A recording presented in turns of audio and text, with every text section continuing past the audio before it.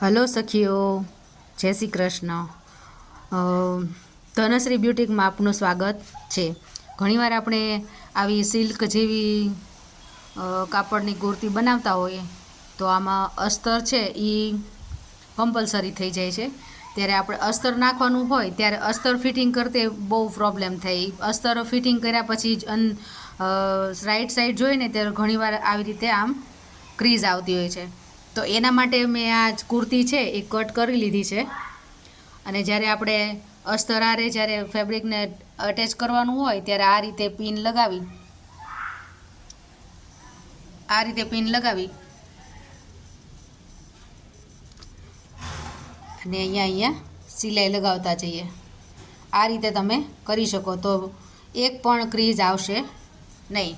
પહેલાં આખી કુર્તીમાં છે આ રીતે પિન મારી દઈએ અને પછી